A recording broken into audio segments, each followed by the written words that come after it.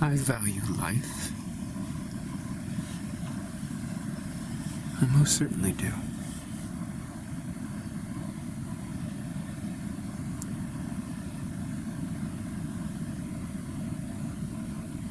You're looking at me like I'm not valuing life right now.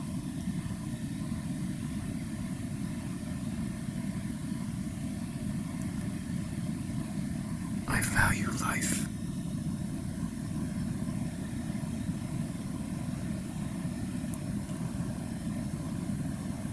If I did not value life,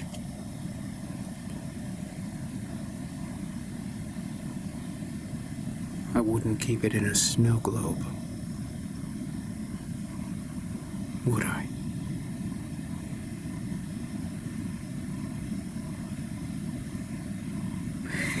In a snow globe.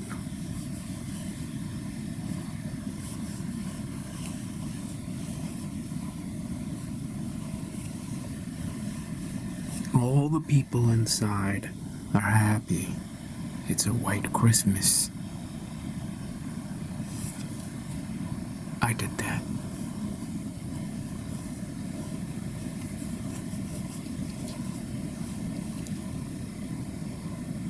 I did that.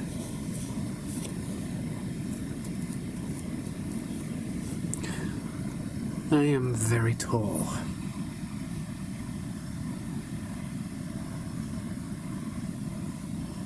I'm very skilled.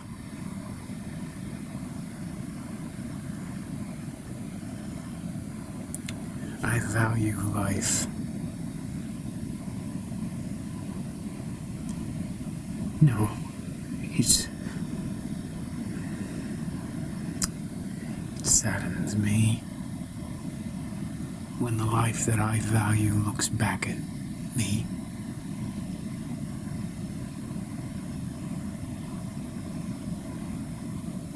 And is afraid.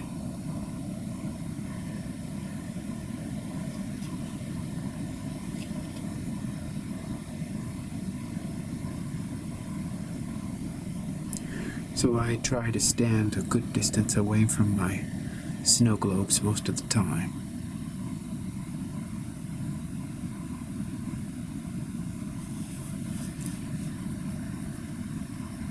I'm not very well understood by the individuals inside the snow globes.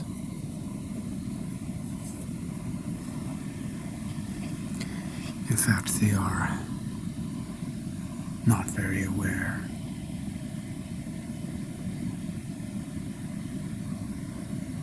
The people inside the snow globes think it's always Christmas.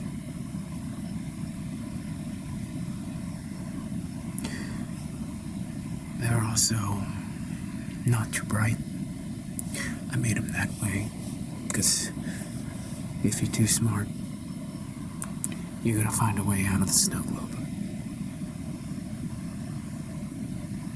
You're also going to understand that it probably can't be snowing all the time. And when you're getting shaken up, it's weird. Also, there's a massive giant shaking up the snow globe. And when you look out of your snow globe,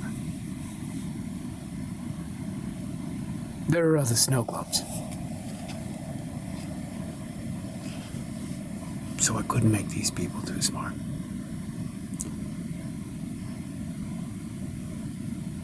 I had to give them a little bit of a spark of life, breath of life, but not too much. They had to be a little dim-witted. Otherwise it doesn't work.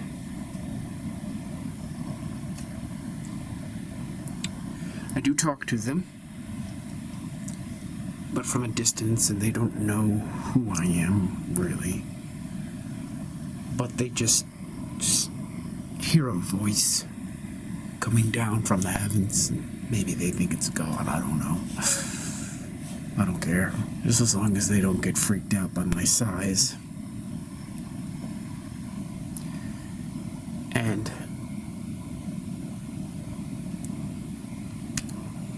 It took quite a feat of ingenuity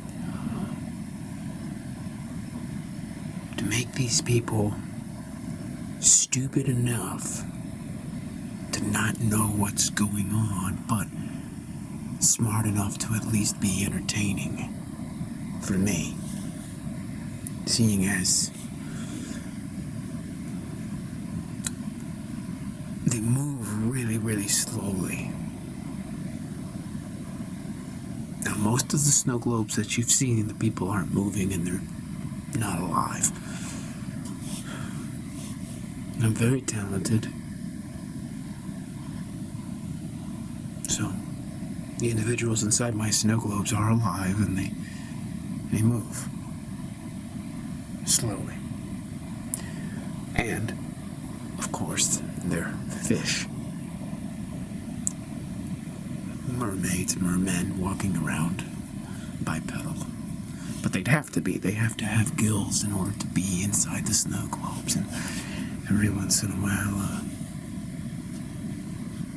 a snowflake will get in their gills and they'll choke and they'll die. Not often.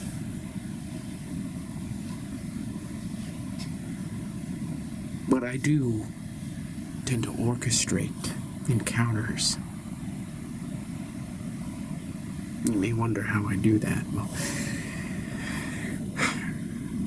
by holding the snow globe off at a distance,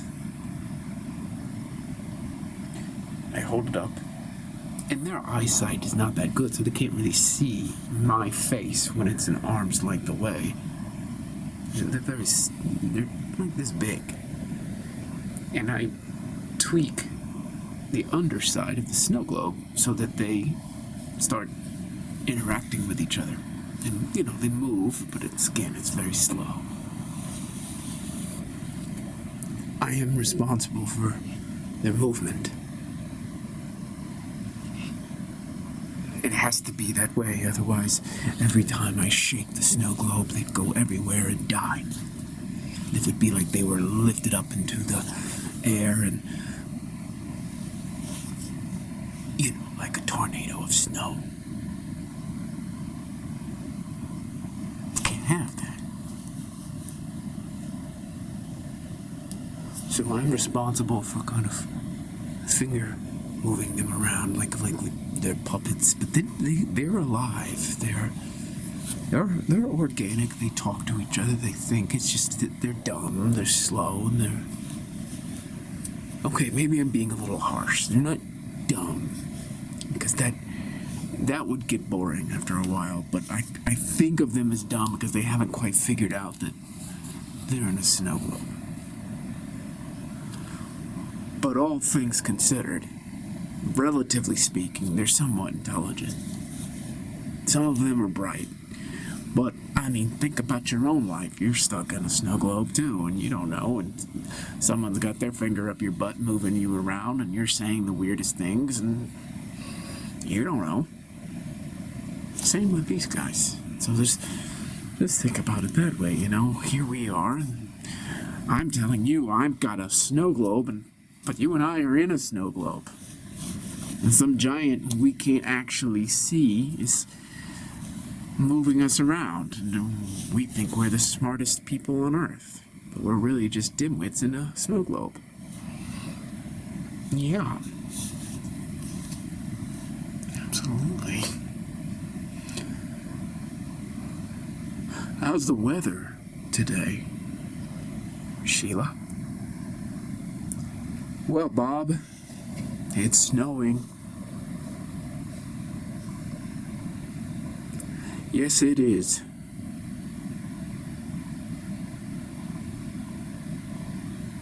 How have you been?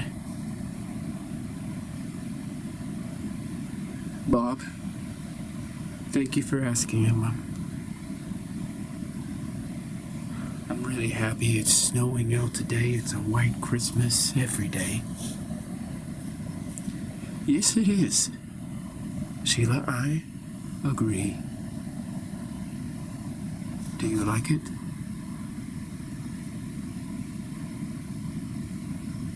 Yes, Bob. I do. though I'm a little confused. Oh, me too. Me too, Sheila. What are you confused about? Well, Bob, it's always snowing, and every day there's this huge cataclysmic, I don't know what to call it, earthquake. And just as all the snow is coming down, and then it goes all up in the air again, and I just feel all tossed around and nauseous. Have you noticed that? No, Sheila. Of course I have. We all have. But that's Christmas for you. Yeah.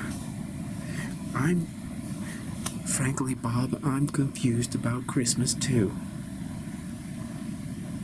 Is that right? Well, Sheila, how long have you been walking around just so confused about everything? Snow and earthquakes and Christmas. That's all we pretty much know here. Yes. Bob, but that's exactly it. Yes, Sheila. Snow, earthquakes, and Christmas. And somehow I think there's more to my life than that. It's the same thing. Every day. Yes, Sheila, it is. It really is. It's been wonderful talking to you. Oh, but Bob, don't go.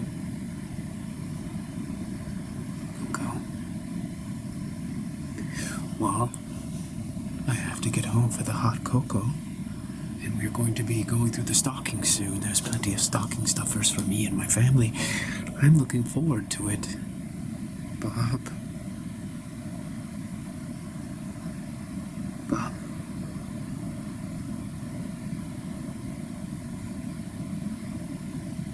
Yes, Sheila. Bob, why do we celebrate a white Christmas every day? I don't even know what Christmas is. I just know that I've been celebrating it every day. You don't have to know what Christmas is, Sheila. You just have to celebrate it. Every day, Bob? What else would you do if you're not celebrating Christmas every day, Sheila?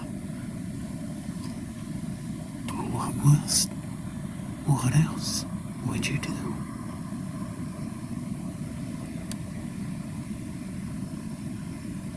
Bob, I don't know what I would do if I weren't celebrating Christmas every day. But thank you for the reflection, for affording me the opportunity to think. Well, don't get too good at it, Sheila.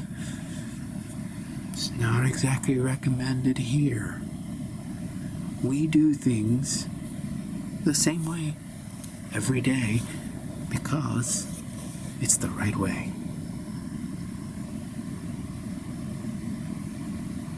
I suppose it is. Thank you, Bob.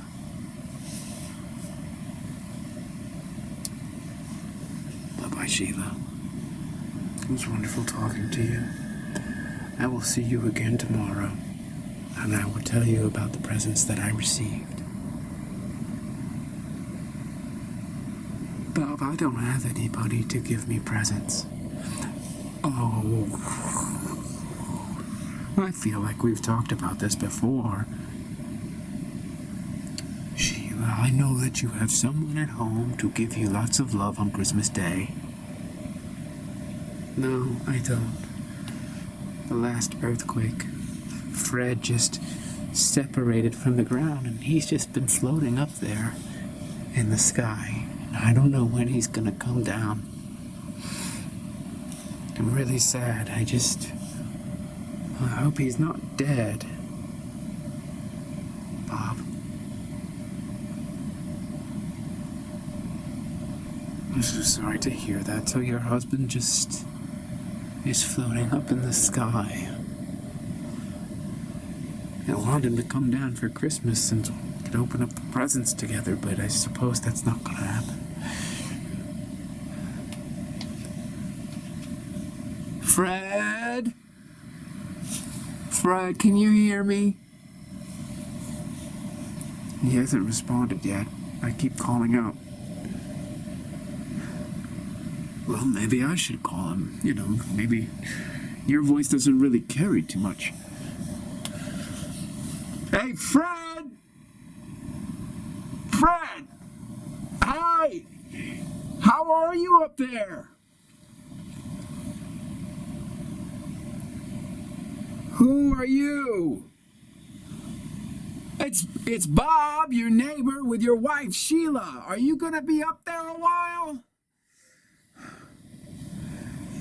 I don't know. I just don't seem to be coming down. I'm trying to swim, but there's some kind of current, some kind of updraft of water keeping me up here. I'd really like to come down for Christmas. Do feel a little strange, though. Once I get down there, I'm not going to be able to do anything. I'm not stuck to the ground. Well, I'm sure that we can fix that.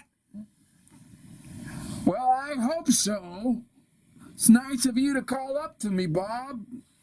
Fred, do you mind if I have Sheila over for Christmas until you come down? I do kind of mind. Yeah, I do kind of mind, Bob, but it's the nice thing to do. It's the neighborly thing to do. So go ahead and take my wife over there and celebrate Christmas with her. I'll celebrate Christmas with her tomorrow. Okay. Okay. Sheila, would you like to come over and celebrate Christmas with me today? And maybe tomorrow Fred will have come down from the sky and maybe you can celebrate Christmas with him. I will introduce you to my wife. Wow, Bob. I would like to meet your wife.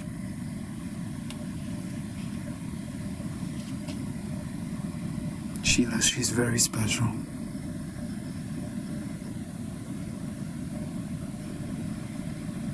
Okay. Let's go. But what's her name? Her name is Florence, Sheila. Florence. Florence and Bob. Sheila and Fred. I look forward to meeting her. Well, let's go. Dum dum dum dum dum dum dum dum dum dum dum dum dum dum dum dum dum. It's always Christmas here. I love it, full of good cheer. I'm here, I'm seeing my wife, Florence, and I'm inviting Sheila. Wow. Did you do musicals in high school? I have always done musicals. I'm not very good. You can tell I kind of make things up as I go, and I hope to catch a certain kind of rhyme. Florence. Hi. Merry Christmas, love. Sheila's here today. Her husband is floating up in the sky. Hasn't come down yet. The last earthquake dislodged him, and he's been floating up there ever since. Wow. Bob, I am so happy to see you. Sheila, welcome. Merry Christmas. You're so sweet to me. Thank you, Florence. Florence, your house looks absolutely lovely. I love your stockings and your Christmas tree. Thank you so much for having me. I sure hope my husband comes down from the clouds. Oh, are there clouds up there now? Well, I I'm just saying that as a matter of speech. I don't think there are actually clouds, just lots of snowflakes. But where do the snowflakes come from if they're not coming from clouds? You know what I mean, Florence? I'm just so nervous. I'm so nervous. I usually spend Christmas with Fred.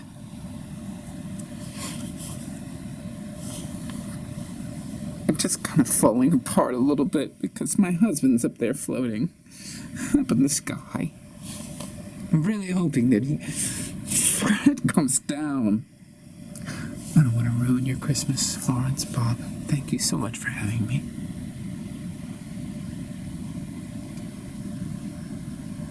I wish I could call him. Oh, I probably could call him. I don't know if he can get reception up there. Do you think I should try? Sheila, I think it's a great idea. Go ahead. Try to call your husband. Okay. It's ringing.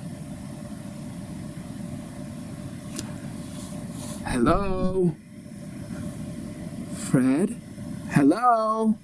Fred, it's Sheila. Hello? Fred, can you hear me? Hi, who is this?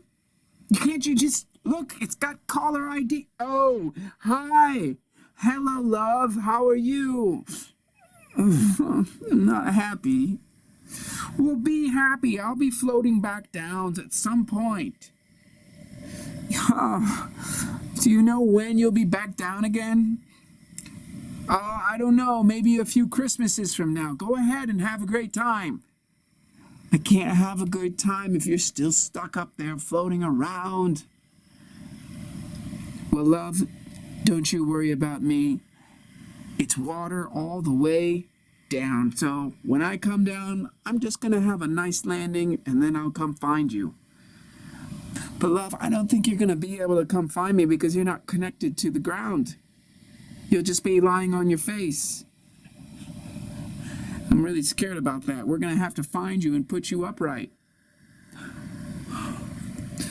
Okay? Can you call me when you hit the ground? Love, I will be happy to call you. I really want you to enjoy this Christmas.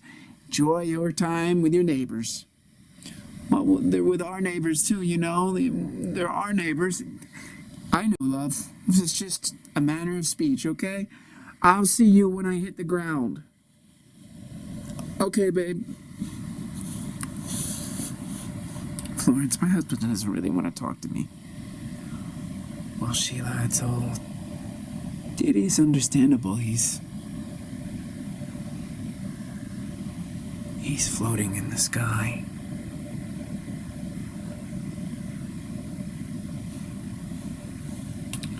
Well, I don't want to be a downer. Thank you so much for having me for Christmas. Sheila, it is our pleasure. We are just so happy that you happened to come by today. And so you see, my friends, this is a typical day in one snow globe. One of my many snow globes. Sure, it's a tragedy. Fred is still floating up in the ether with the snowflakes. I was a little bit too vigorous when I shook the snow globe. I wanted them to have plenty of snow for the Christmas day.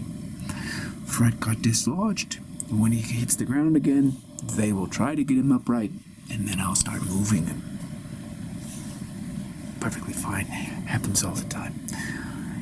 You know, I shake that snow globe multiple times a day. Multiple times.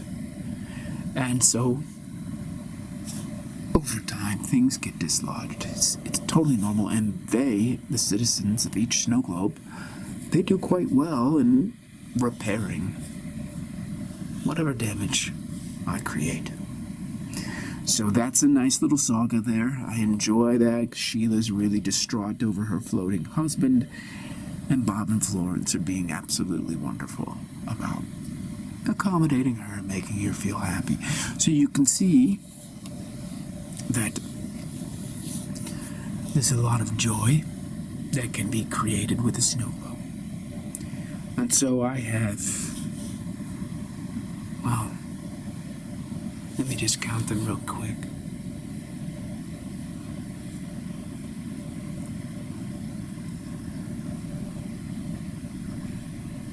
don't know, somewhere between 80 and 100 snow globes. I haven't even counted them. I create a snow globe maybe once a week. Yeah.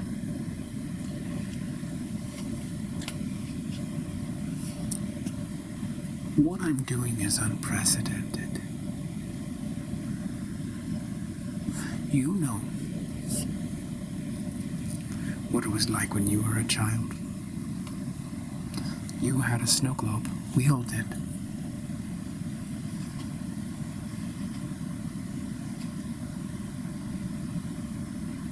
We shook it.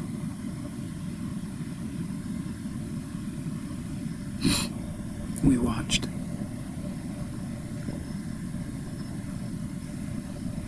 We were transported to another time, another place, another energy. It was magic.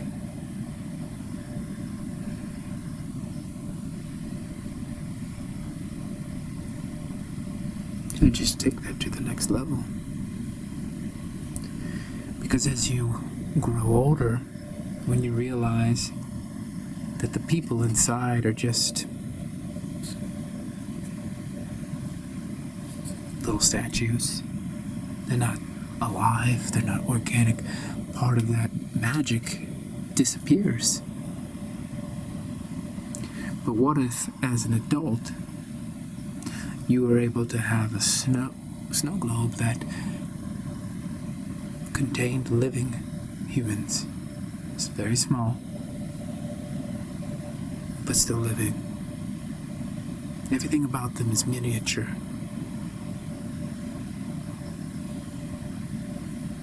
Wouldn't that be amazing? You could recapture the magic of youth because the people inside are actually real, and now you're an adult. So a child has inanimate little statues in their figurines. I mean, they're tiny. I don't know what else to call them, but adults, if we could have little human beings inside of our snow globes, well, then we could recapture the rapture of childhood. Now, couldn't we? And that's what I've done. These snow globes are state-of-the-art. They're collector's items too. Boutique collector's items. So yeah, I really should do an inventory. Some of these are going for $10,000 a piece. I've got a few that are $50,000, and then there's a handful that are also, I don't know, well, maybe two that are $100,000. Yeah, I mean, the humans are special. I have to actually craft the humans. No, obviously they're a little bit different. They're engineered to be different because they're always in the water of the snow globe. So they're a little bit like fish in that regard, right? And they're comparatively small. So they would just be a centimeter tall. But in that snow globe world, that is 6 feet tall. So approximately a centimeter tall or less. And, you know, the snow globes that I create are generally that big. So there's not a lot of humans in each one of them. And like I said, they're not too bright. I've always had to work a little bit on their intelligence because at some point they just start wondering why they're celebrating Christmas every day, why there's a cataclysmic earthquake every day, why there's this snow up in the air at certain hours and then it comes down and then it goes back up in the air again at certain hours and comes back down. And if someone gets dislodged, they float up in the water and then they fall down and they have to be put erect again and before they can move. It's like you can't make the humans too smart, right? Because if they get too smart, then what happens is they just get depressed as fuck. Sorry, but they do. And then the customer comes back and says, you know, the humans in my snow globe aren't doing anything. They're just sitting around. smoking pot. I'm like, how do they get pot in there?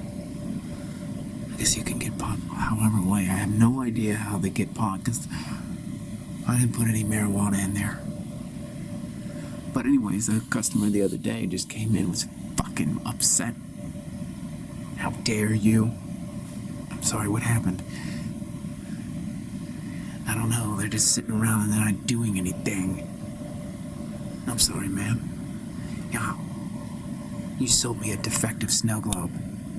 I want these little humans to be happy, and I want them to be celebrating their white Christmas every single day with joy in their hearts. I didn't buy a snow globe so I could sit around and watch some stoners. Ma'am, did you insert some marijuana in there? No. Where would I get marijuana from anyways? I don't... What? Well, ma'am, how do you know they're in there smoking marijuana? Because I can smell it, and I could see them going like this.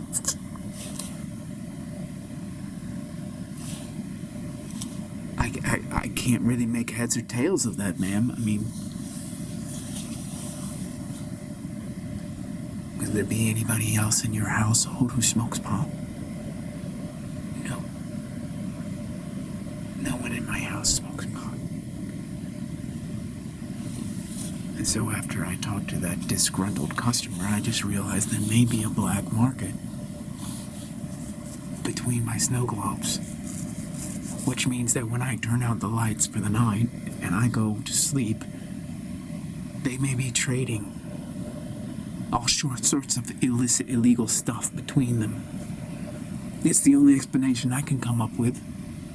I hand-delivered that snow globe to that customer. It was $10,000. I wonder how long it took for them to start smoking pot. I do put a little bit of a damper on their intelligence, so when I make them, I inject them with various... I don't know how to say it without triggering an alarm here. I inject them. And within the injections, there's various things that handicap their mental ability. Okay, that's the way to say it to get by the people who don't like me saying these things. And it's possible that their physiology is somewhat getting around it. And they're getting too smart. And then they get depressed because they see that every day is Christmas. Right? And some of them, I mean, I can imagine some of them just love it when they get dislodged and go fly into the sky like Superman and float up there for a while, like stoned. Maybe I should actually still sell snow globes with stoners who are up there flying like Superman. Yeah, it probably wouldn't work because people like snow globes because it's Christmas. But maybe they don't have to be snow globes. But what would they be? Sand globes? Dirt globes?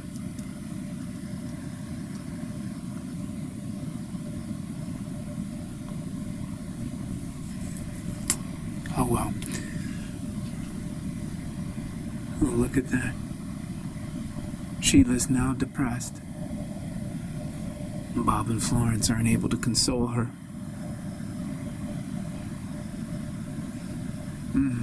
Fred is slowly floating down to the ground.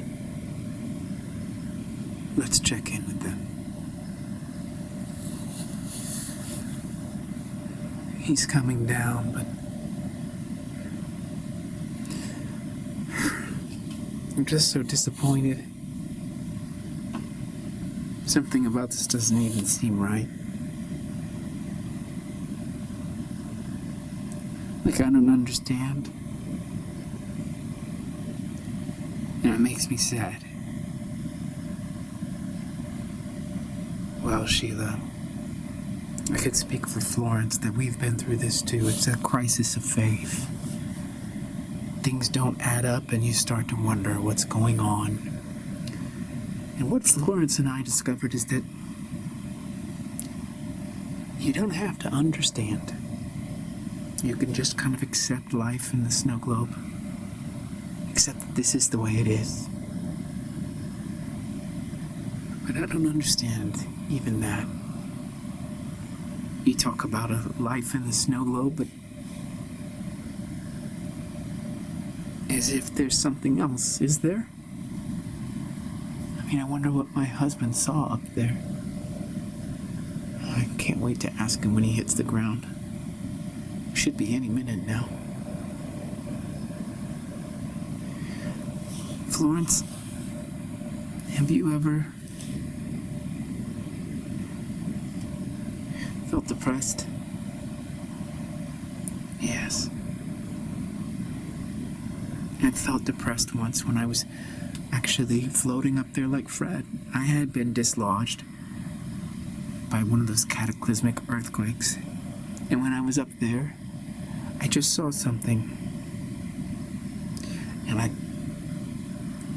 wasn't able to make sense of it, and I've been thinking about it ever since. But sometimes I just do get sad, because I know that there's something. But I don't know what it is. Now, Florence.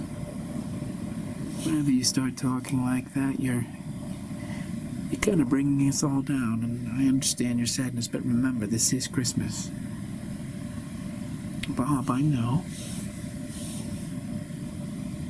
But it's Christmas every day. And if I always say I can't feel sad because it's Christmas, well, then I'll never feel sad because it's always Christmas. But Florence, aren't you happy that it's Christmas every day? Every day we get to open up presents. Yeah, right? You get to rifle through your stocking, too. Yeah, I don't understand that either. Bob, I don't mean to be a downer, but there's a lot of things that just doesn't add up for me, and when I start to think about it, I really want to do drugs. Oh, Florence. Do not say that you want to do drugs, especially in front of Sheila. She's very susceptible right now. No, I hear you, Florence. I don't know how to cope with this either, because sometimes I wonder, and I feel like I just want to check out of this world. Have you ever wondered how the presents get under the tree every single morning and our stockings are stuffed when we didn't do any of that?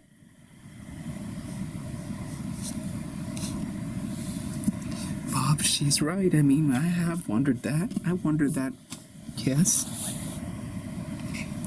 I wonder that every single day, Sheila. So yes, I'm right there with you, sister.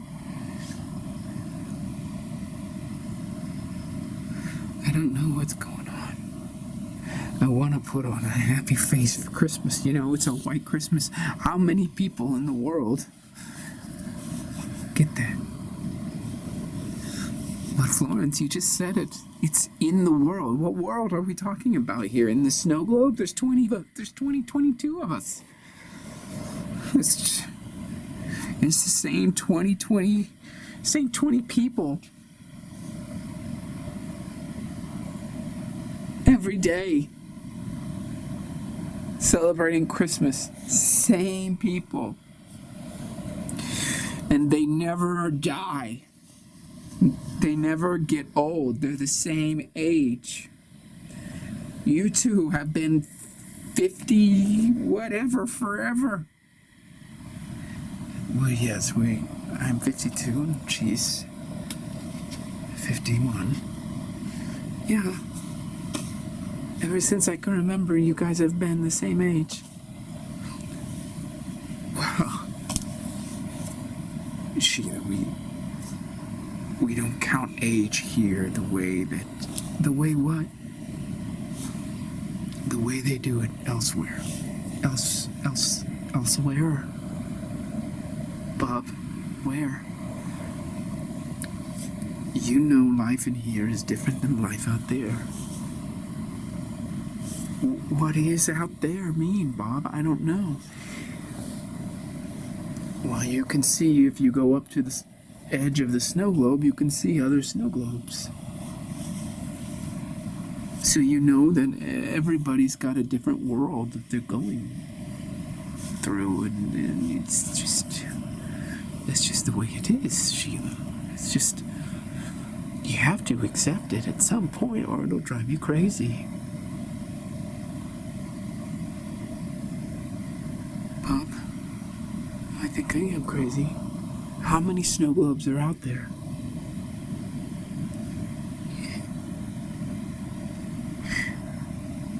And what? What is a snow globe resting on? What is underneath this snow globe?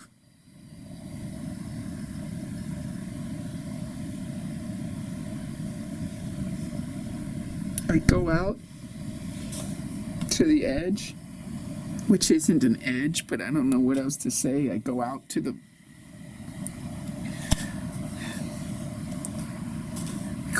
wall, I guess. I don't know. And I look out, and I just see this kind of brown underneath, and then I see another snow globe here, and there, and it's like we have, I don't know, sometimes we have 2 snow globes around us, and other times 3, other times 4, and sometimes I can actually see other people.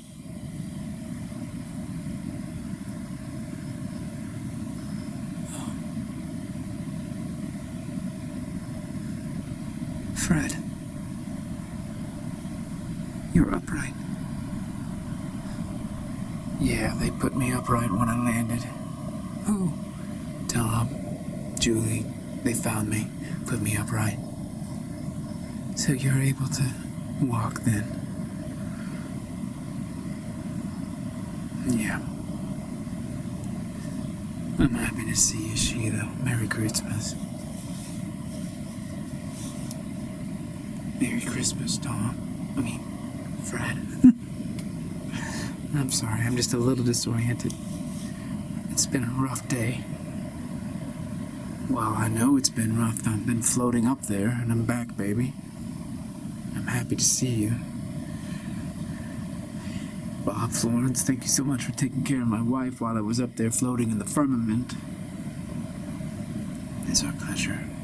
We're just glad you're down, Fred. How was it up there?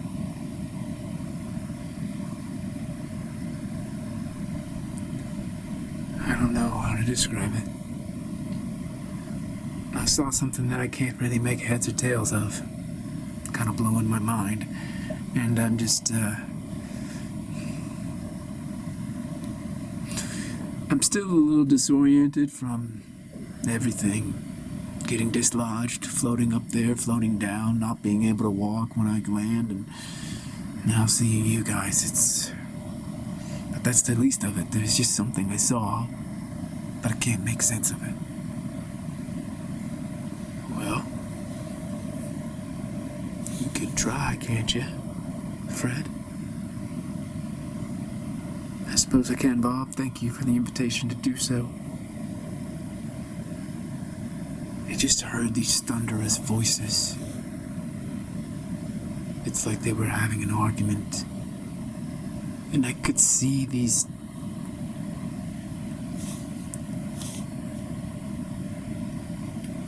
It's like these here is humongous beings. So big. I don't know how to describe it, and I could only see, a part of them. Not the whole, but I could tell, I could make it out that there's a man. And then I think he was just having a conversation with a disappointed woman. But that's all I could make out.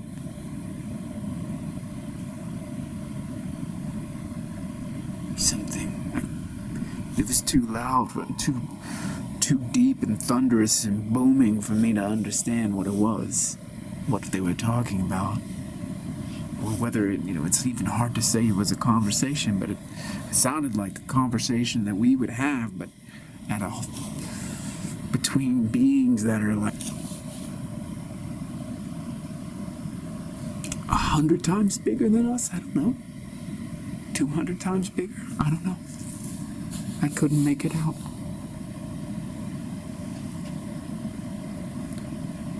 I really wish, though, that I could communicate with them. And so you could see that the saga deepens in this particular snow globe. Fred floated down to the ground, was able to walk again. Reunion with his wife and his neighbors. So they're going to enjoy their Christmas. Fred is going to be a little bit discombobulated based on all the adventure that he had and what he saw and being unable to make sense of me effectively. I'm the only one here. And of course, I was talking to the woman who was disappointed about her stoner snow globe. But what's great about this is that now, instead of getting totally depressed, Fred will be able to think about something. He will spend his time trying to figure things out. And that will keep him preoccupied and keep him largely energized so he doesn't fall victim to sadness, boredom, despair. Because every once in a while, everybody in a snow globe will die. It's like those experiments where chimps were born, the mother was removed, and those that couldn't even snuggle with a stuffed animal or with a kind of mannequin that resembled their mother, those chimps would die if they didn't have anything to snuggle or hug. Every once in a while, the snow globe dies. The people don't thrive.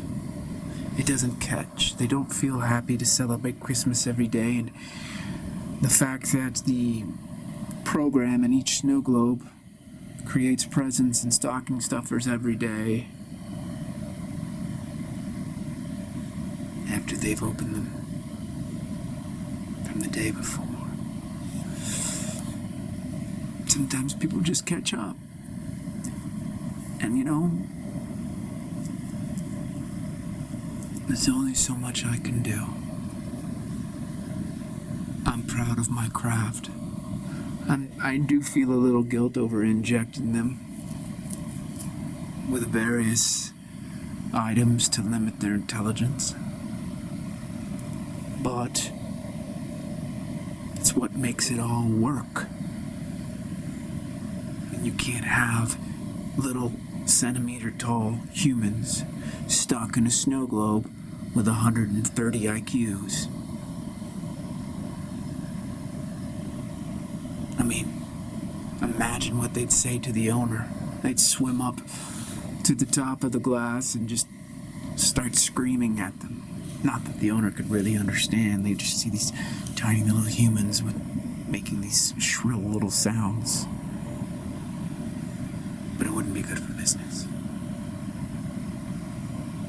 No. So, ma'am, can I interest you in another snow globe? Well, what can you do to guarantee that I'm not going to get a bunch of stoners in there? Or heroin addicts? Well, I've got one over here, and I've been watching it for a couple weeks, and they're all very happy. Yeah? What do you do to make sure that they stay happy? Well, you've got to feed them. And you have to feed them a certain kind of feed, for lack of a better word. You give them a certain kind of feed, and it keeps them, what's the best way to put it? It regulates them. It regulates their nervous system. It also acts as a governor on their mental ability, so they don't develop any advanced cognitive function. Like they're somewhere around 90 to 100 IQ. Some of them a little bit more than that. But you have to continue to feed them the formula that I give you, the feed, as it were. Give them the feed. And you have to change the water out, because of course the water, if you don't change the water out, then it can get contaminated with too much fecal matter or urine. And you have to do that slowly, and there is a very specific process that you do that with, so that it's never, you're actually flushing out the gray and black water while you're phasing in the clean water. So that's a process. But anyways, I'm just repeating what I've already told you. Would you be interested in this snow globe over here with the very happy citizens? Yeah, okay. How many of them are there? This one has about 22. Well, how do you know how many they have? Well, sometimes it's hard. I forget how much I put in them. Well, you should write them. You should stencil it on the side of the snow globe somewhere, so you know how many humans are in there. And I would like to know if there's any kind of human rights violations going on here. A human rights violation, man? You have 20 to 22 humans stuck in a snow globe.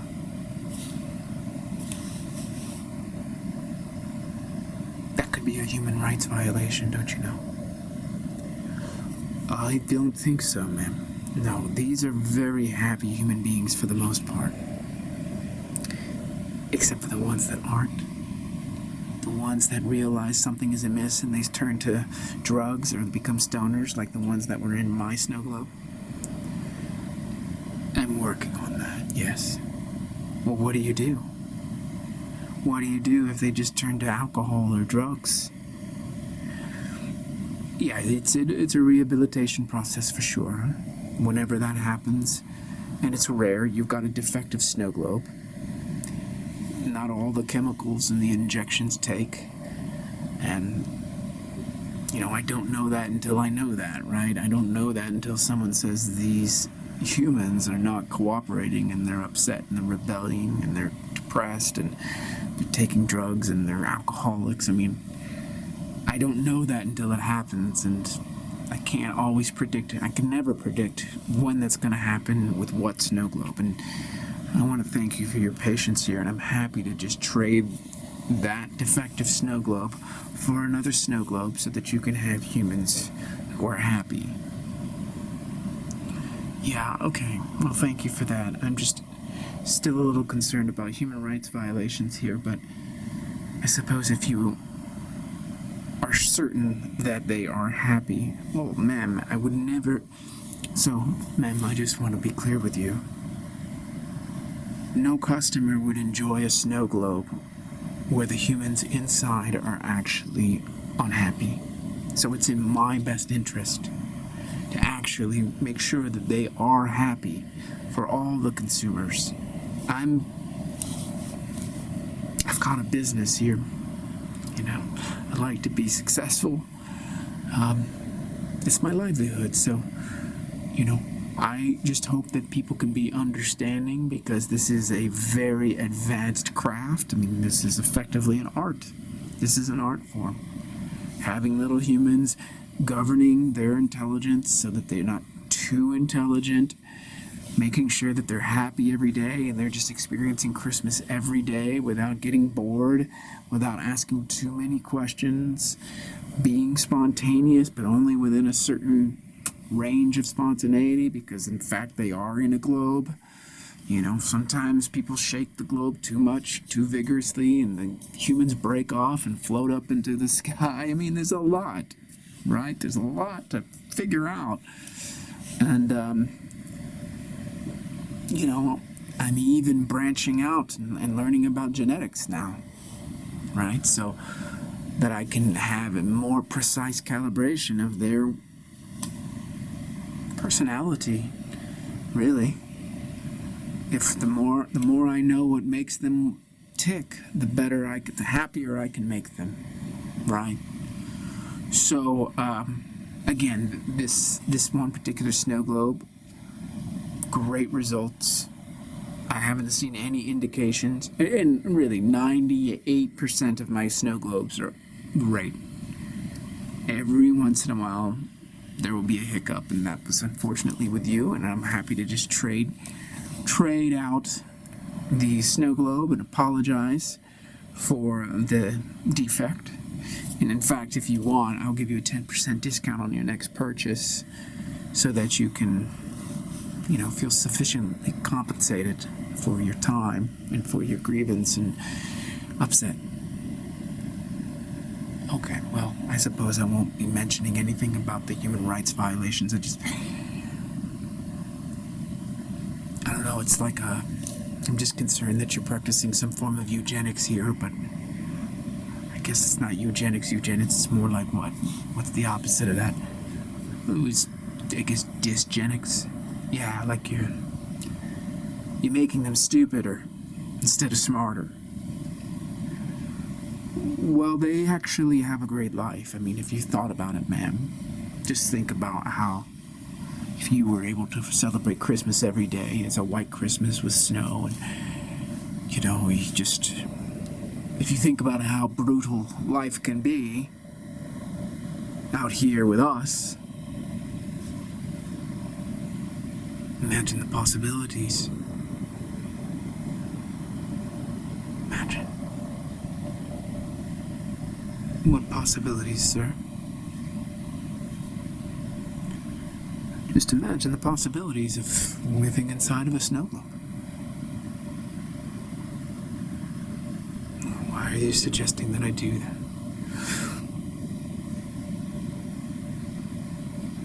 Because I have the means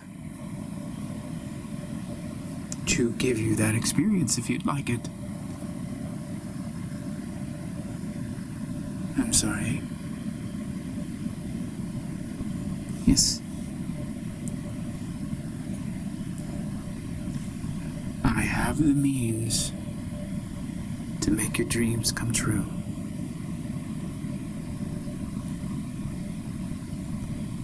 Are you saying what I think you're saying? What do you think I'm saying, ma'am? You're saying that you have the technology to put me in a snow globe.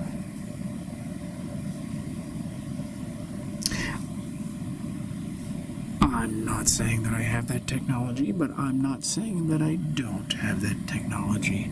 How do you feel about that prospect of being miniaturized and inserted into a snow globe and experiencing a white Christmas every day for the rest of your life? Would that appeal to you?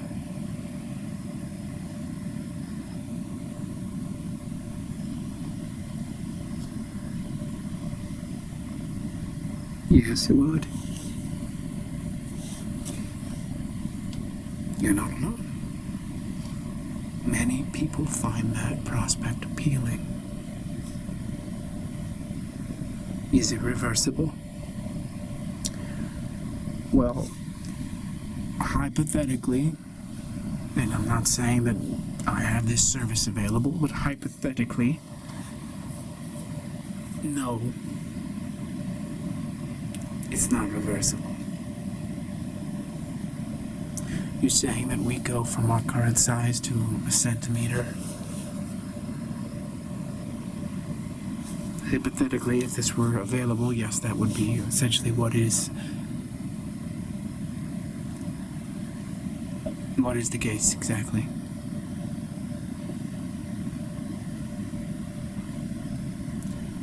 You mentioned that they are around 90 to 100 IQ. Yes. Well, I'm smarter than 90 to 100 IQ. I surmised that, yes. So what happens to my IQ if I become a midget?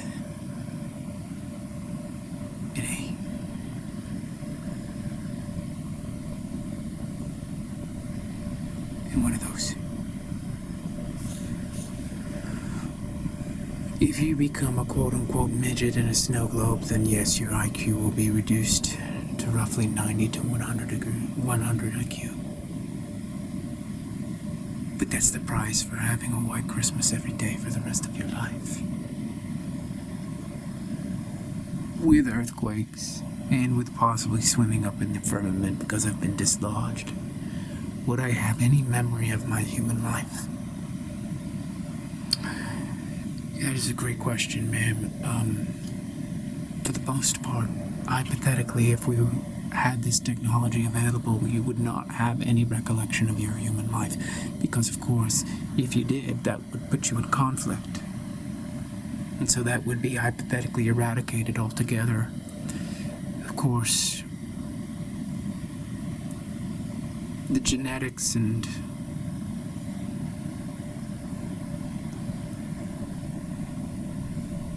DNA manipulation aren't 100% on that, so there would be no guarantee that you wouldn't have memories of your human life out of the snow globe. Again, if this were hypothetically possible. How much does this cost if it were hypothetically possible? Well,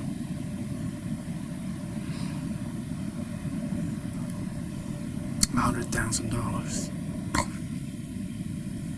What? $100,000. Yes. I'm sorry. I don't understand. I'm sorry, I don't understand. I don't mean to be rude, but I don't understand why so much. Well, I mean, again, we're just being speculative here and hypothetical. I'm just not saying that this is actually happening, of course. If a human being goes missing,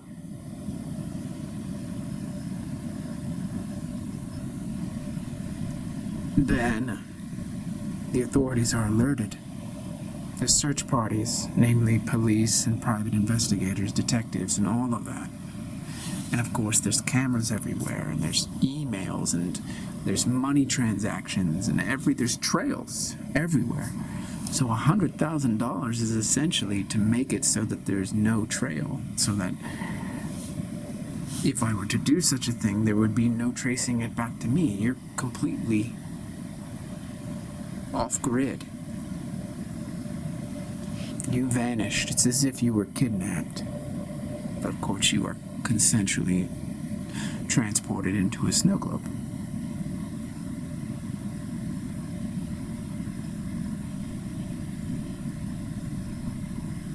$100,000. Well, think about it this way. Most people who collect snow globes at this level of $10,000 a pop, who come into my store, I'm a boutique operation, I'm one of a kind. These people are rich. I know they're rich, or at least well-to-do.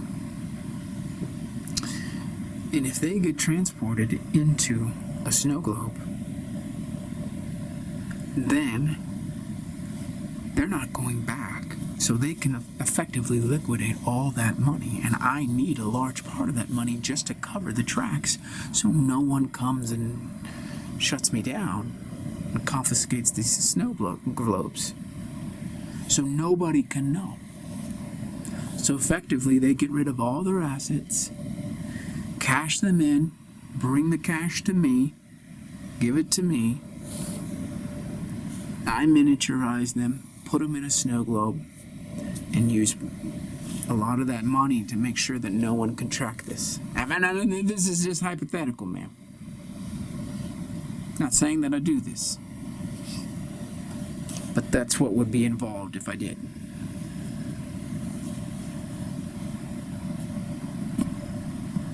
Wow. Yeah. Interesting, isn't it? Well, if you were doing such a thing, not to say that you are doing such a thing, but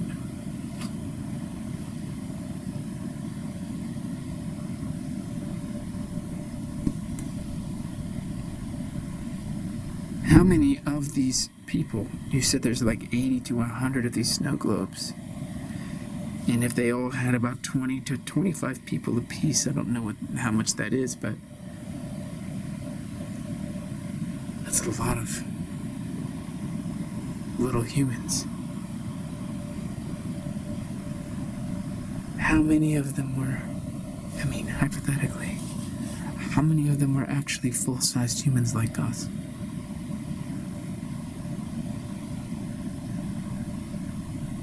Oh my God. Hypothetically?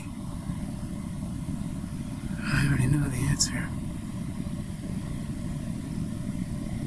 Hypothetically, all of them.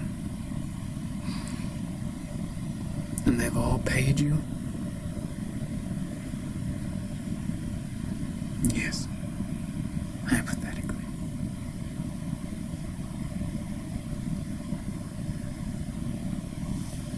Wow.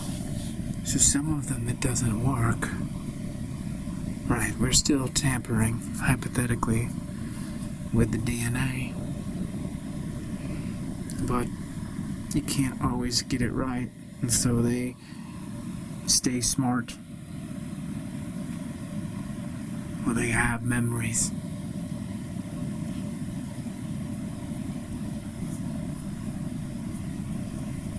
So you can tell it's not a human rights violation because all these people are hypothetically in there through consent.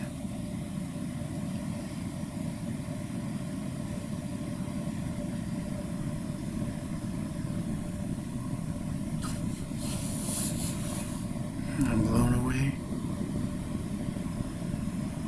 Yeah. Where did you get this idea? I loved snow globes when I was a kid, and they just didn't have the same magic when I was an adult, and when I realized that I could actually miniaturize human beings through an advanced technology, this is what I did. I never heard of that technology. No. Not many people have. Well, who invented it? Hypothetically, me.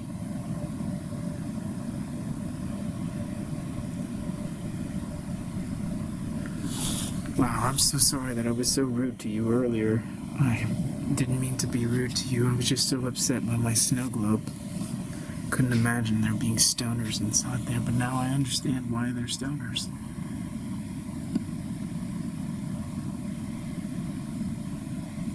So are you basically wiping their memory? That's a crude way of putting it, but yeah, that's pretty much what we do. We wipe the memory. But some memories go so deep that you just can't get rid of them with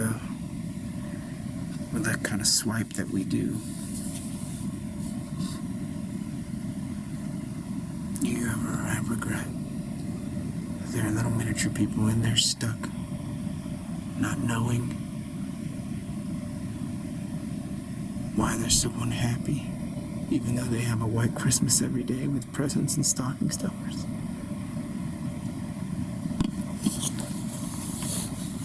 There is a part of me that does feel regret, yeah, but I will say this to you,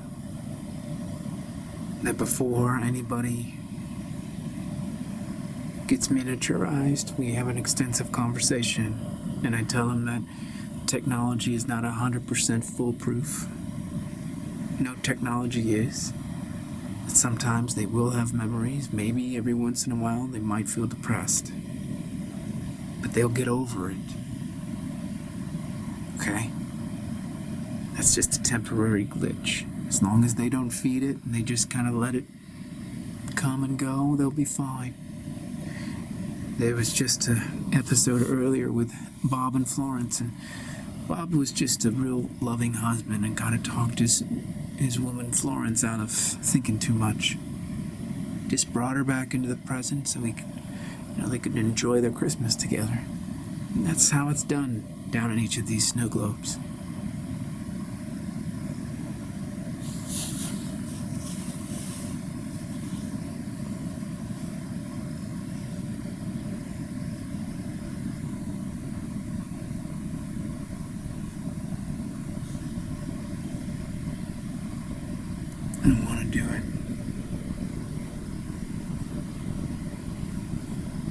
Yeah.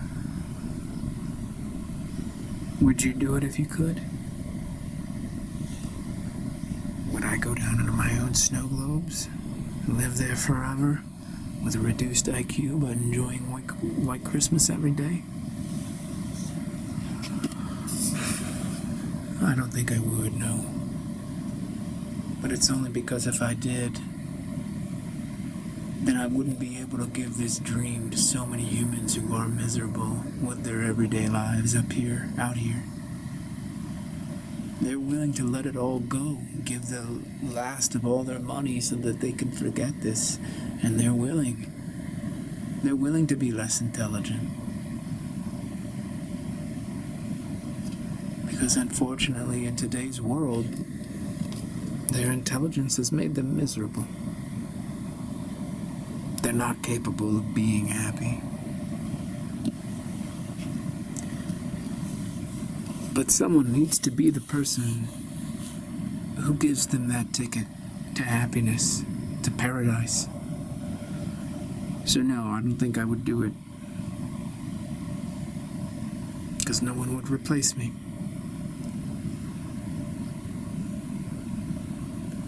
I find it so fascinating that you haven't found a way to get them out again.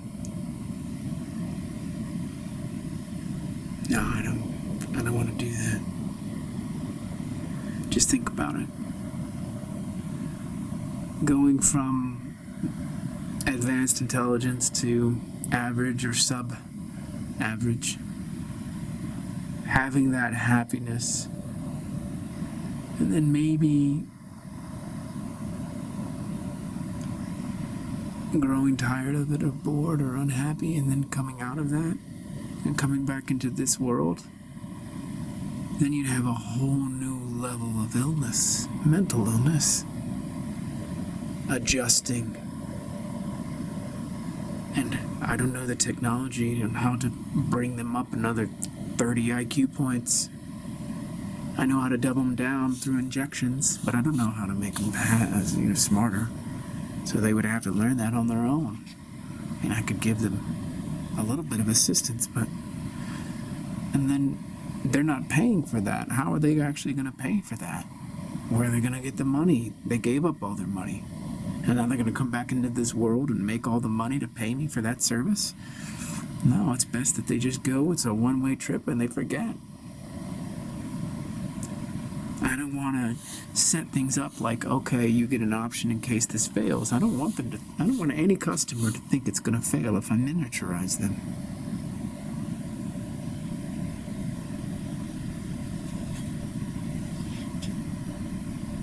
I'm divorced. My kids are in college. I don't have any real friends. How can you guarantee that when I get miniaturized, I'll be with really good people?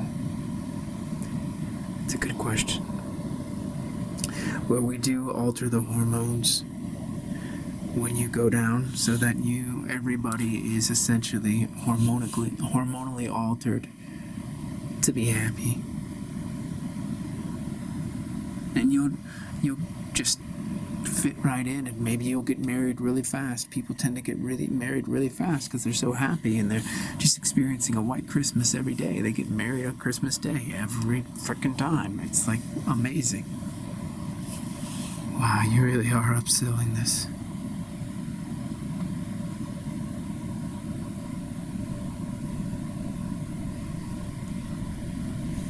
Okay. I want in. I want to do it. Okay, ma'am. There is a wait list. See, you didn't tell me there was a wait list. There's a wait list. If you want to bump yourself up, you can pay a little extra. But right now, there's about 50, 60 people ahead of you. And this takes time. But don't worry about it. By the time that you actually sell everything and tie up all your loose ends, there will only be maybe 10 or 15 people ahead of you. And I miniaturize one person a day, so you've got plenty of time. And if you do want to pay a little extra, I can bump you. But I don't think it's going to be necessary, It's a huge transition to get miniaturized and leave this life behind. So I'll put you on the waiting list. Start selling your possessions. And you can look forward to a new life. And of course, it's a non-disclosure agreement. You have to sign an NDA, and you cannot tell even the closest people in your life, whoever they are. Okay? Okay, I'm gonna do it. Alright, well, I'm happy for you. I am too. Now there's some stuff I need to do. We'll come back tomorrow and we'll sign the paperwork, okay? Okay. Thank you for this new opportunity.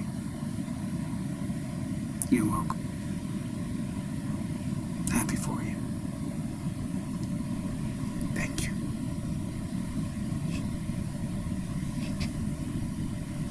And that's how we do things. That's how I populate my snow globes.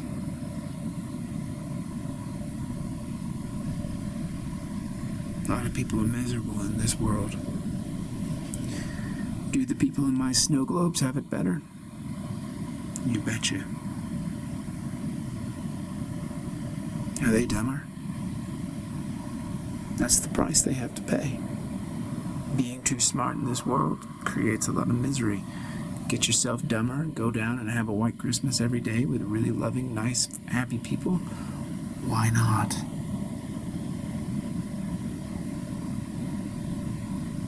Why not?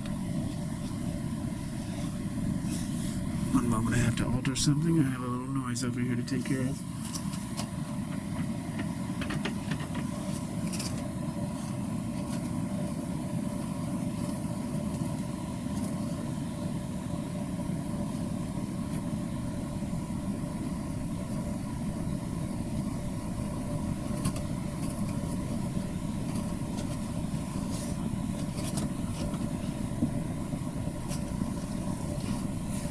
There we are. So ask yourself, is this something that you could do? I don't think I'm going to run out of business anytime soon.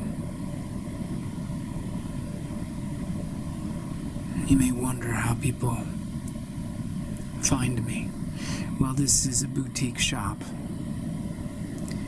And so word of mouth about my snow globes. But every time I have the conversation that I just showed you, that I just illustrated for you, it's a slow process of gradually insinuating the idea so that the person is not too shocked. And they start to ask questions, and I always say, oh, hypothetically, theoretically, and I soften it for them, and eventually get to the point where they're like, oh my God, this is real. This is actually happening. But by that time, they're sold. Once people understand what's going on here, I think I've had maybe one, or well, probably two or three, now that I think about it. People learn, but go elsewhere. And of course, I am a little concerned that they will tell. But I just basically say to them, listen, this is all hypothetical. The technology hasn't been developed yet. I am working on it, so if you do change your mind, come back and we can talk.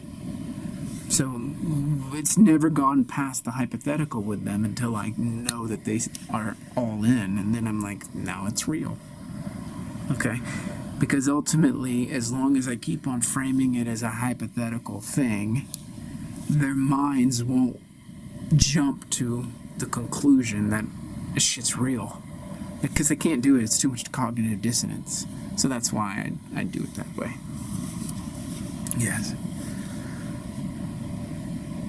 I wonder how they're doing. I can tell Fred is a little bit disturbed. Now, I'm not concerned that Fred's going to become a problem child. You know, when they go to sleep at night, after their white Christmas, they get a reboot. So they start the next day fresh. And it's only every once in a while there's a glitch there, and so the next day they're not fresh. But everything that Greg talks about, he won't even remember the next day, or he'll have little mild recollection the next day. And then each subsequent day, it just gets phased out more and more. And that'll be the same for Sheila and Florence and Bob. Yeah, I can remember pretty much all of them. They keep their original names, which is great, so that's easy for me to track. It is kind of strange, I must say, to have all these miniature humans walking around in these snow globes. I've miniaturized them all myself. It's kind of like a Honey, I Shrunk the Kids thing, or you saw Tron, the laser.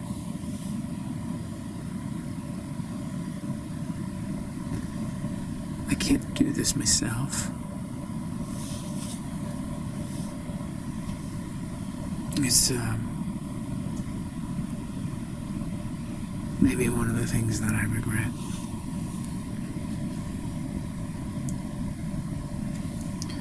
If I could only just go back and forth between worlds,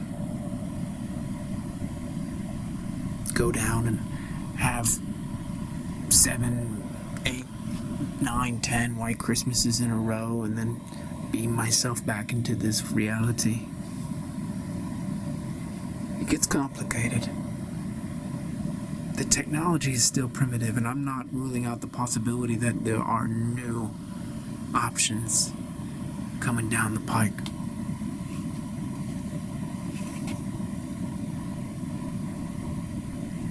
I would like to take some vacations.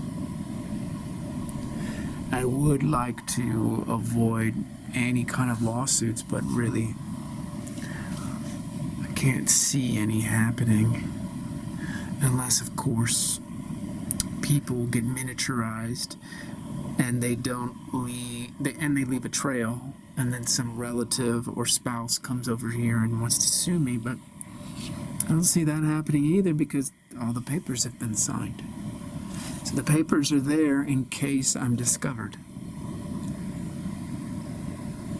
But if I'm ever discovered, then this is going to go global. Snow global. Yeah. Makes me wonder why I don't just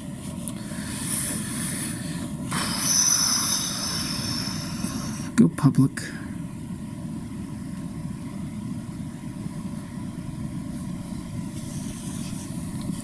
I think the real reason is that if I go public, there's going to be so many people who are so unhappy with me because they're going to blame me. It's kind of like, not to say that I'm this way, but it's like Jack Kevorkian being a euthanasia guy.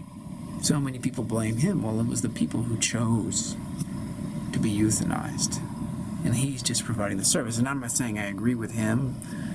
I do have reservations about that, but that's a consensual thing between adults, so it doesn't make sense to go after Kevorkian, even if we disapprove of his very existence. Here, it's the same with me. I mean, and this isn't euthanasia, right? I'm basically upgrading a human being's life by downgrading their IQ and their size. They're protected. They're protected in there. Now, are they going to live complicated lives where they just have a lot of interesting things happen? No. I mean, Florence, Bob, Sheila, Fred, they're going to have the same conversations every single day. I mean, I'd reenact them for you, but they'd bore you.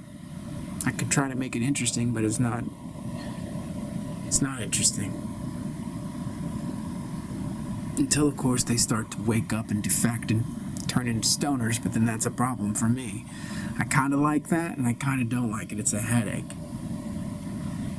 Yeah. That's only happened a few times before anyone's purchased it, and it's not good. I don't like to talk about it.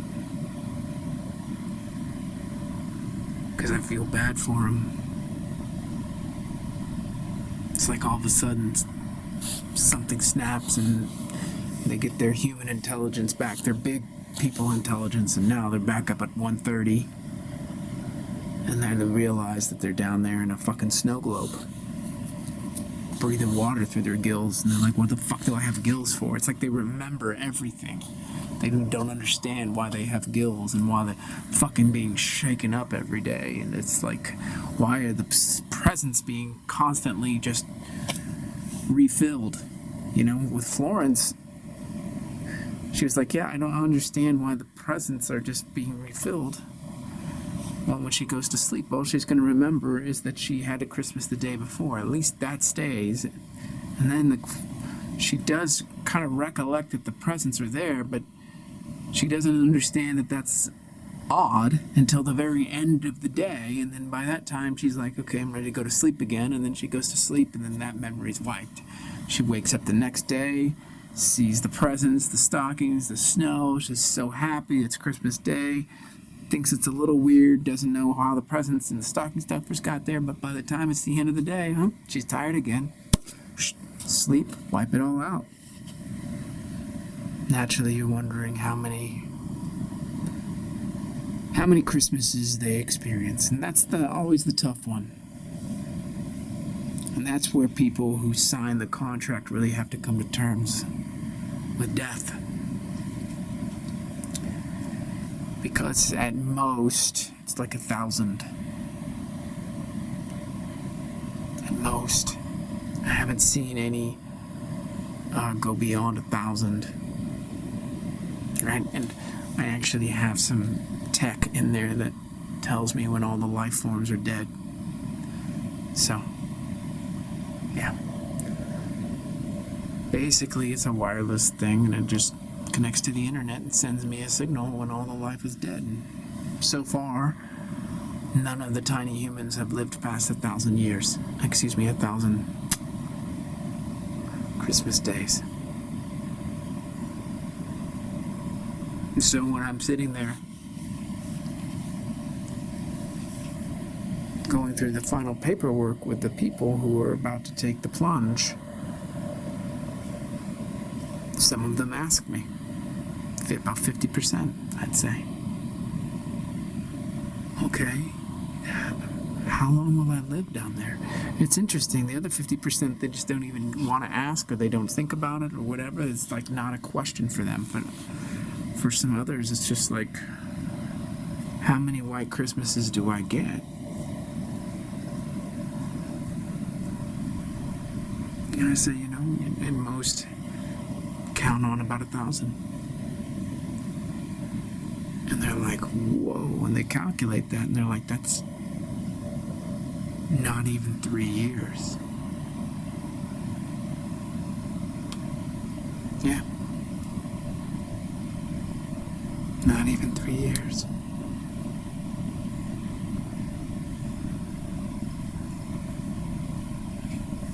Three years of bliss versus 30 years of unhappiness. What are you going to take when you're 50, 45, 40, 35 even? Some people are in their mid-30s coming here. And they do it. And I'm like, you're only going to live till you're like 65 max. And like,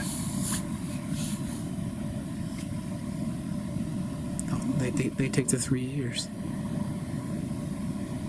I kind of said that the wrong way, but it's like, imagine that if they're 35, they have 40 years left, not 30 years left. 40, 45, but they say they just want 3.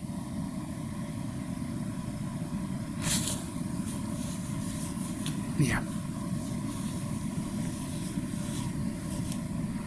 Anyways, looks like they're having an animated conversation down there on Christmas morning. Of course, time is different down there. Greg, I'm so happy that you're back. Yes, I just have a vague memory of yesterday, and I was just really kind of disoriented. I remember being up there and then falling to the ground, and having some people come take care of me.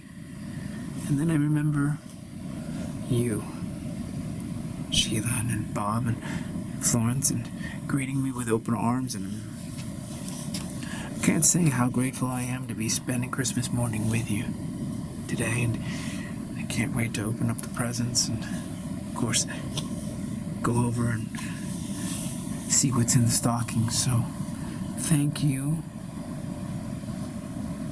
Thank you for this lovely day.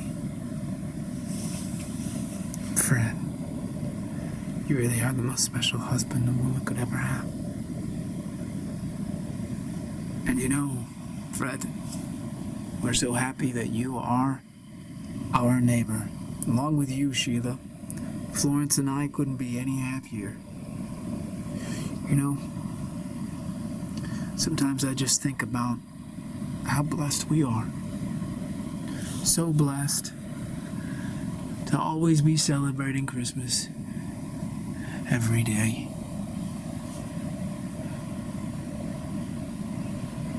I don't know about you, but sometimes I wonder how I got so fortunate, so lucky. Do you ever wonder that? Florence, you have an interesting look on your face. Tell me what you're thinking of. Sometimes I just have a strange feeling that I can't describe, Bob. It's like this deja vu. But I'm sad. Very, very sad. And I can't explain to myself why.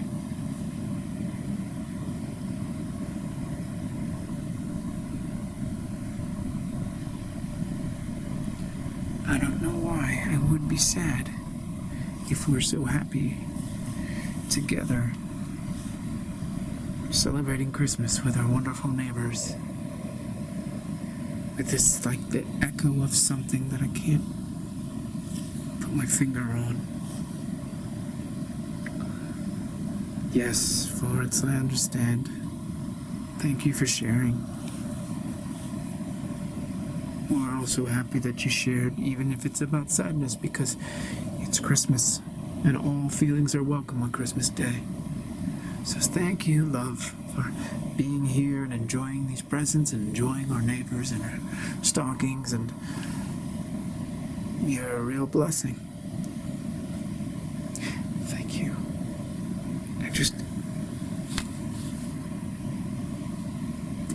I feel so much shame for feeling sadness on Christmas Day. And I feel shame as if this is like I've been this way before. And I've spoiled Christmases, and I don't want to spoil this Christmas. I want to be so happy today. It's just this weird feeling I can't shake. Florence, it's okay. You know, every day with you brings me joy. Every day. Every day, love. I reflect on the beauty of Christmas Day, with wonderful neighbors and a wonderful wife, and I really couldn't ask for more. And so if you feel a little shame on Christmas Day, it's perfectly okay. I'm perfectly happy. You are the gift. You are the gift.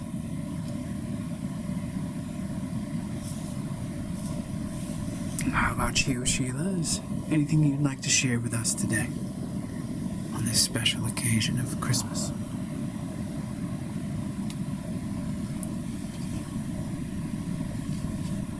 Nothing.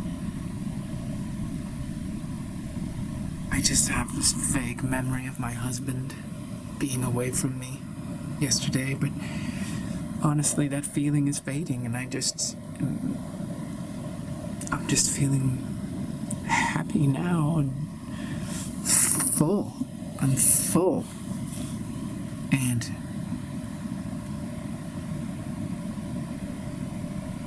I can't really put my finger on it either, but it does seem that something's a little strange, but who knows what that is? Maybe that's just life, you know? Maybe that's just life here. Every once in a while things just get strange, but maybe that's just the way it is when you have Christmas every day. Things can be a little strange. I don't understand all the different aspects of anything, really. But I don't need to understand anything to enjoy great company and a great holiday. Right?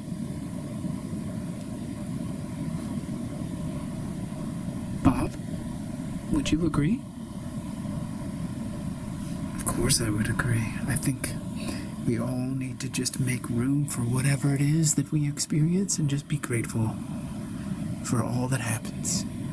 And I think that's how we make Christmas Day wonderful every day.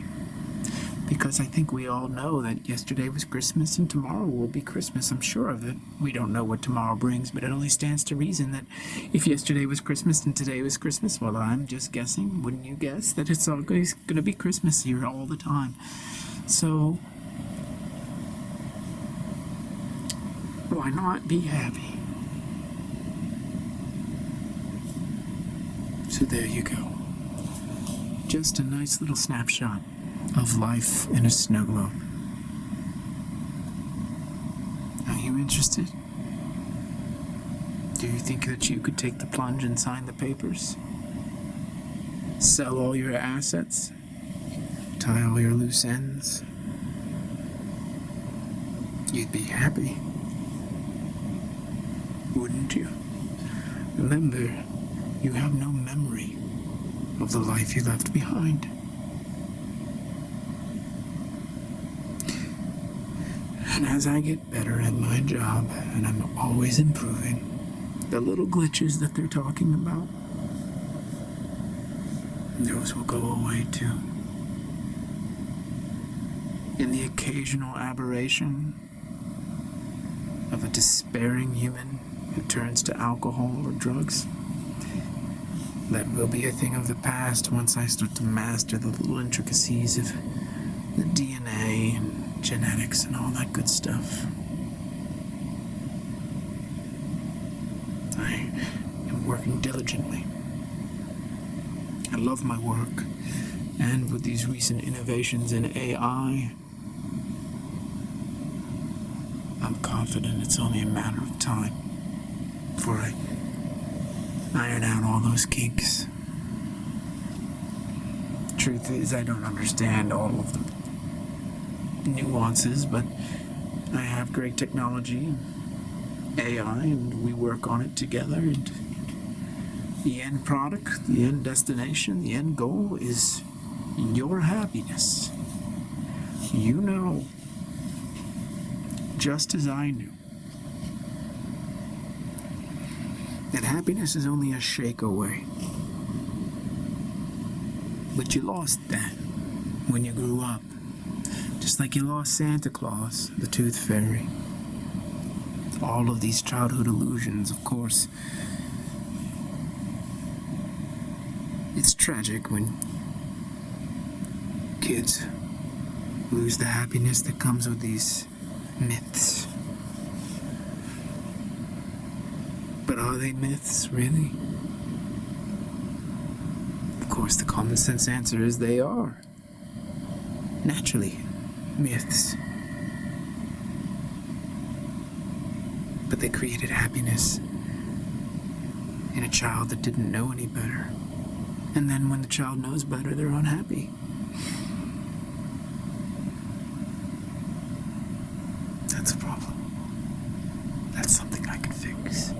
It doesn't need to be that way. And you will find, well, as I have found, that most people will make the choice because they can't see in me conclusion in this world, this big people world. They cannot see any conclusion that makes them happy. And so when I give them 3 years of every happiness every day, without an end in sight, without any knowledge that an end is coming, they take it. They sign the dotted line. Because Fred, Sheila, Bob, Florence, they don't even know they're going to die. They haven't a clue. They just get their white Christmas every day.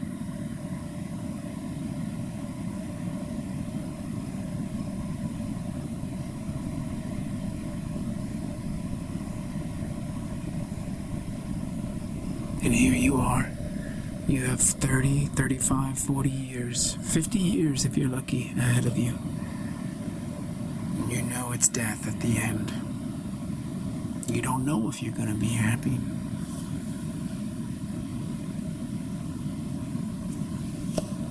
I would do it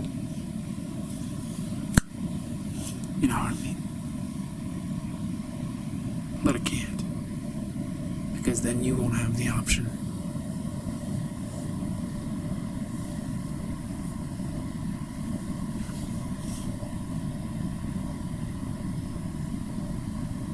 I think at some point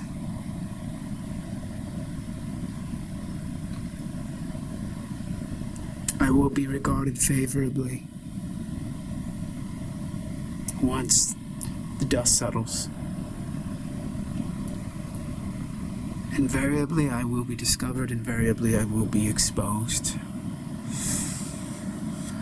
Invariably I will be indicted and perhaps spend some time in prison for what I'm doing here now.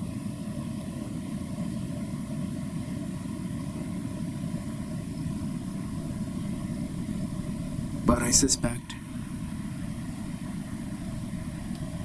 if they put me behind bars, at some point people will begin lobbying for my exoneration. Because it'll catch hold in their mind. They'll be like, what in the world was this man doing? He's so far ahead.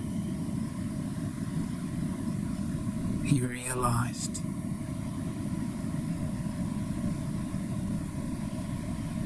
the cost is worth it. Some people just live too long and they're too smart, and they cause such grave misery for themselves and for others.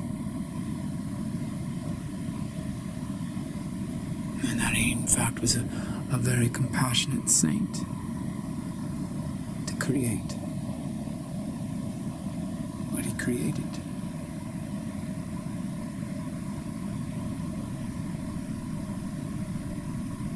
And then, of course, it will become normalized and above ground and safe.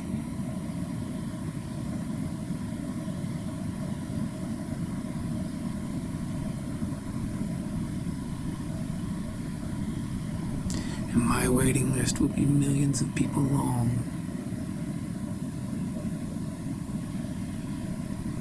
People just dying to be born again.